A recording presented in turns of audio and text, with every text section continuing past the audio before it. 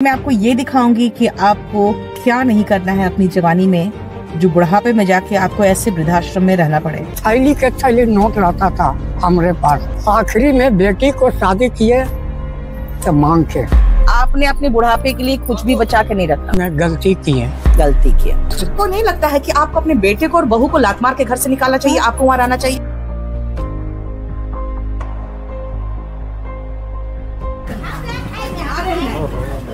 Hello everyone, आज मैं जा रही हूँ वृद्धाश्रम। ये गिरिडीह में है और इस वृद्धाश्रम में मैं आपको जाके अपनी सोशल सर्विस नहीं दिखाना चाहती हूँ, बल्कि मैं आपको ये दिखाऊंगी कि आपको क्या नहीं करना है अपनी जवानी में, जो बुढ़ापे में जाके आपको ऐसे वृद्धाश्रम में रहना पड़े। तो चलिए, थोड़ी देर में मैं आपको पहुंच के दिखाऊंगी 2 या 3 ऐसे लोगों के इंटरव्यूज जो यहाँ वृद्धाश्रम में रह रहे हैं और क्यों रह रहे हैं वो भी मैं जानकारी दूंगी। आपका नाम क्या है? लखन राम। अच्छा, आप कहाँ से हैं? पचम्बा। पचम्बा से हैं। आप यहाँ क्यों आए हैं लखन जी? जिंदगी का मेन उद्देश्य हमारा था परिवार का भरण पोषण करने का। तो उसके लिए हमारा एक मिल चलता था, दुकान में बहुत भीड़ रहता था। एक दिन एक्सीडेंट हो गया, जान पर किसी का खतरा नहीं हुआ। एक दिन एक सिलेंडर निकल के छत से निकल के हट गया, उड़ गया। किसी को घायल न किया। तो जो कुछ पैसा कसूर था दत्तक पुत्र को सब जिम्मा दे दिए, मशीन भी बेच के, और हम कोई पैसा नहीं लिए। तो पैसा आपने क्यों नहीं लिया? सब कुछ बेच के दे दिया आपने। दत्तक पुत्र मतलब आपने बच्चे को अडॉप्ट किया था। हमारा जिंदगी का मेन उद्देश्य था परिवार का भरण पोषण। लेकिन परिवार का भरण पोषण करने का ऐसा क्या उद्देश्य रहा आपका कि आप खुद आके यहाँ वृद्धाश्रम में बैठे हुए हैं? कुछ तो अपने लिए रखते ना आप। अभी 10 लाख से ऊपर पैसा रहता, थैली के थैली नोट रहता था हमारे पास, मगर हम बैंक नहीं जाते थे। कुछ नहीं रखे। ये सबसे बड़ी बात है कि आपके पास 10 लाख रुपए रहता था, लेकिन आप बैंक नहीं जाते नहीं। आखिरी में बेटी को शादी किए तो मांग के। तो इसका मतलब है आपको अफसोस होता होगा कि आपने इतना कमाया लेकिन बचाया नहीं ना। अच्छा, आपका जो दत्तक पुत्र है, यानी कि जो बेटे को आपने गोद लिया था, वो आपको नहीं रख रहा है? वो रखता है, उसका सिर पर बोझा है। सिर पर बोझा है। कितने परिवार में सदस्य उसके? उन लोग 2 लड़का है, 2 अपने, 4 गो, एगो विधवा माँ है। उसकी अपनी माँ? आपकी पत्नी नहीं ना? उसकी माँ यही रहती है।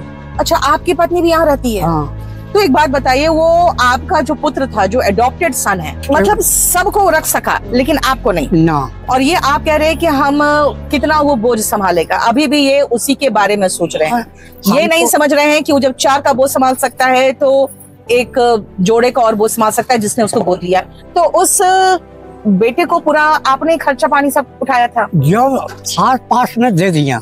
अभी घर जाते हैं ना, इतना पूछते हैं ना, तो हम चूड़ा सत्तू ले जाते हैं। उससे ही नहीं कहते हमको दो। खाने के टाइम में सतुआ चूड़ा खा लिए, वो पूछा, कह दिए बाबू खा लेंगे। हम बोझा नहीं देना चाहते हैं। अच्छा, आप बोझा नहीं देना चाहते। अच्छा, आप ये आपकी पत्नी है? हाँ। तो आप बोझा नहीं देना चाहते, लेकिन इसका मतलब यही हुआ ना कि आपने अपने बुढ़ापे के लिए कुछ भी बचा के नहीं रखा। मैं गलती की है। गलती की है। तो देखो, ये गलती होती है हम लोगों से जवानी में। हम ये नहीं समझते हैं कि बुढ़ापे में हमारा शरीर नहीं चलेगा और एक समय ऐसा आएगा जब हम काम नहीं कर पाएंगे। तो ये है जो गलती से आपको भी बचना है। जवानी में संभाल लो पैसे, क्योंकि बुढ़ापे में किसी के घर जाओगे तो वो किस दृष्टि से देखेगा कि करना है कि नहीं करना है, वो ये महसूस कर लेते हैं। अपने लिए चूड़ा सत्तू लेके जाते हैं ताकि वो ना पूछे तब भी खाने की कोई कमी नहीं हो, और फिर प्यारवश मिलने जाते हैं और पूरे साल फिर यहाँ वृद्धाश्रम में रहते हैं। सावधान, इस तरह के रिलेशन से सावधान, क्योंकि कहते हैं ना, धोखा वही देता है जिस पर आप सबसे ज्यादा विश्वास करते हैं। हम मरने के पहले भतीजा लोग से हम पूछे कि बाबू, हमारा दाह संस्कार के काम में तुम लोग सहयोग करेगा कि नहीं? तब तीनों हाथ उठा दिया, चाचा जी हम नहीं सकेंगे।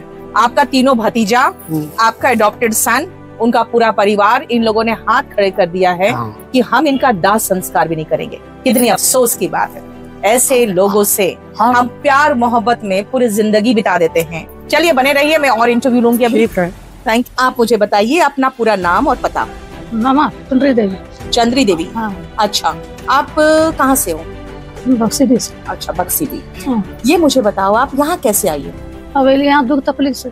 दुख तकलीफ, क्या दुख तकलीफ है? दुख तकलीफ है, लड़का एक कमाता है, धिया पुता 4 गो, बेटी है 4 गो। अच्छा, बेटा को 4 बेटी? 4 बेटे। अच्छा, सब खेला पहना पढ़ाना लिखाना करा था, बहू राम लड़ाई झगड़ा लग लिया, अपना तरफ को खियावे पर भाग गया। अच्छा, बहू ने आपको निकाल दिया? हाँ, बहू तुमको ना खियावे घर जा तैयारियों कचहरी में लिखे लियो, कचहरी लिखा के यहाँ हमारा वकील साहब इनको देख लिया। अच्छा, वकील साहब ने यहाँ दिया। अच्छा, आपका बेटा ने कहा नहीं कि मेरी माँ नहीं जाएगी घर से? ना खाई दो भैया। अच्छा ठीक है, उसने कहा तुम्हारी माँ को खाने नहीं देंगे। तो बेटा ने क्या किया, अपनी बीबी के साथ क्या किया उसने? डांट पीट? बीबी के बेटा कमा है सखा है, बेटा बेटी को रखे है, खियावे पियावे, जो कमाए सब ससुराल में भेज दिए, सब ससुराल भेज दिए, ससुराल में ससुराल नजदीक है, मतलब उसका ससुराल में सब जा रहा है पैसा, अपनी पत्नी को भी पैसा दे रहा है, ससुराल वाले को भी। मैं यज्ञ माने वह सबको लोग बोले है सरपंच मुखिया, देखिए लड़का कमा है तो खाना पीना खाए दो ठीक से, लेकिन नहर भी जीते लेकिन अपन माँ बाप के कुल परिवार को बढ़िया रखे और हमने दूध पी तेरी मार तेरे खी तेरे, इसलिए पुतैया से बोले कि बहू तुम्हें आराम से खो पी आराम कर, हमें निकल जाइए घर से। अच्छा, ये घर किसका था जहाँ से आप निकल गए? वो घर किसने बनाया था, आपके बेटे ने कि आपके पति ने? पति। तो पति ने बनाया था, तो आपने बेटा को क्यों नहीं निकाला, आप क्यों निकल गए? तो पुतों का हमको ना खिलावेगा, निकल घर से। तो नहीं खिलाएगी तो उनको घर से निकालते ना आप? ना, अब जल का पुतैया से अपनी ससिया पतियां लड़ा लग में हम कमेबो खिएबो न तो फसला करबो, तुम घर से निकल। ये देखिए, बेटा को पूरा प्रॉपर्टी दे के आ गई है, खाली बहू, और बहू इसको नहीं खिलाती थी, मारपीट करती थी। हाँ। तो इन्होंने बहू को दे दिया और ये खुद निकल आई हैं। क्या ये जायज है? क्या इसका मतलब है कि हमारे समाज में जागरूकता तक नहीं है कि जब प्रॉपर्टी मेरा, घर मेरा, तो बेटा बाहर निकलेगा ना, मैं क्यों निकलूं? ये नहीं सोचा इन्होंने। इनके बेटे ने कहा कि हम दोनों का संभाल सुलह नहीं करा पाएंगे हमेशा, जाओ निकलो। बहू तो नहीं रही, बहू की बात चली, हमारी बात नहीं। तो नहीं लगता है कि आपको अपने बेटे को और बहू को लात मार के घर से निकालना चाहिए, आपको वहाँ रहना चाहिए? तो वही बोल लगा था कल, अच्छा तू यहाँ रह बेटी, सब बुरा लगा। आप देखो, आप कितनी बेवकूफी की हो। आपका घर है ना, घर है ना, मकान है ना, पक्का मकान है ना? ना, कॉलोनी है, और मतलब ठीक ठाक घर है ना? कितने रूम का सेट है? कितना रूम का घर है? 2 रूम है। 2 रूम का है। अच्छा, मुझे एक बात बताओ, तो आप अगर वहाँ पे एक रूम में खुद रखकर एक रूम में किसी किराएदार को रख लेते कि मेरे मरने के बाद प्रॉपर्टी तुम्हारी हो जाएगी, आपको नहीं लगता है कि वो आपको खिलाता पिलाता और बड़े सम्मान के साथ रखता? क्यों छोड़ा घर आपने? तो घर छोड़ लिया या बहुत अच्छी लड़ाई झगड़ा करे, बहू को क्यों नहीं मार के निकाला आपने? बोलना खाई लो, अपन बाल बच्चा खिए इधर उधर काम। तो इनको इनफैक्ट कि इनको ये भी समझ में नहीं आ रहा है कि इन्होंने अपनी पूरी प्रॉपर्टी छोड़कर अपने बेटे और बहू को आराम से रहने के लिए छोड़ दिया, और यहाँ पे ये खुद आके वृद्धाश्रम में रह रही है। और इनको मैं भी समझा रही हूँ कि इन्होंने क्या गलती की है, लेकिन इनको बहुत ज्यादा समझ में नहीं आ रहा है। ये हमारे यहाँ ज्ञान की कमी है जो अपने प्रॉपर्टी को लेकर लोगों में होती है।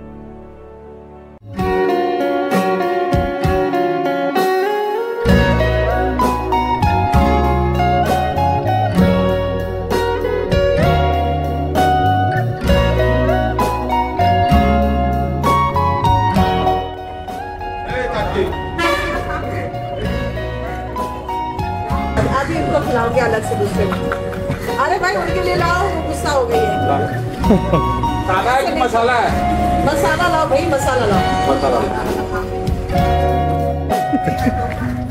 अरे कम दूसरे में गुस्सा, कोई बात नहीं, सॉरी। एक मिनट,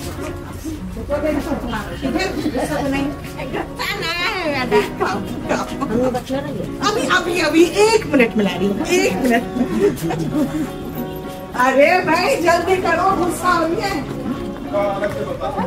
हम लोग क्या बैठे हैं?